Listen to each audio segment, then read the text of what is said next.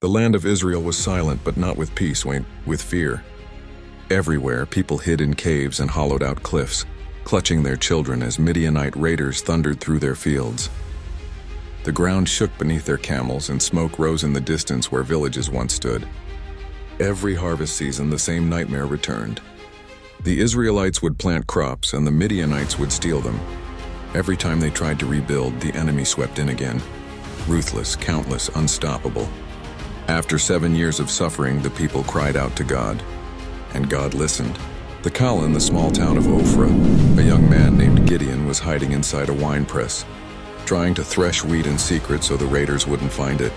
His hands were blistered, his eyes tired, and just another man trying to survive. Then a voice called out behind him, "The Lord is with you, mighty warrior." Gideon spun around. A man sat beneath the oak tree, glowing with calm power. "Mighty warrior," Gideon said, half laughing. "My family is the weakest in all of Manasseh, and I'm the least in my family. If God is with us, why are we suffering like this?" The angel stood, his eyes burning like flame. "Go in the strength you have, Gideon. You will save Israel from Midian's hand. Have I not sent you?" Gideon's voice trembled. "But how can I be sure?" The angel smiled. "Bring me an offering." Gideon hurried home, prepared bread, meat, and broth, and placed it on a rock. The angel touched it with his staff, and fire exploded from the stone, consuming it in an instant. When Gideon looked up, the angel was gone. He fell to his knees. "Lord, I've seen the angel of God face to face." And God's voice whispered in his heart, "Peace. Do not fear. You shall not die." That night, Gideon built an altar and named it, "The Lord is Peace." The first battle, the idol of Baal. That same night, God spoke again. "Tear down your father's altar to Baal and cut down the Asherah pole beside it." Gideon's heart pounded. The whole town worshipped those idols, but he obeyed. Under the cover of darkness, he took 10 servants, ropes, and an ox. They crept into the square.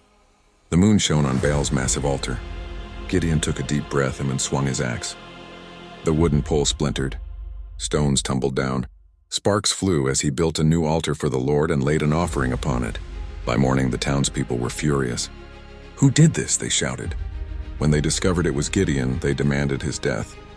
But his father Joash stood before them and said, "If Baal is a god, let him fight for himself." The crowd fell silent. From that day on, Gideon was called Jerubbaal. Let Baal fight for himself. The gathering storm weeks later, word spread that the Midianite army, tens of thousands strong, had crossed the Jordan River and camped in the valley like a swarm of locusts. Their camels were too many to count. Gideon blew his trumpet, summoning warriors from across Israel. Men came from every direction, strong, determined, ready to fight. 32,000 soldiers stood behind Gideon. For the first time, hope flickered in Israel again, but then God spoke. "You have too many men." Gideon blinked. "Too many? If you defeat Midian with this army, Israel will boast that they did it by their own strength. Send home anyone who is afraid."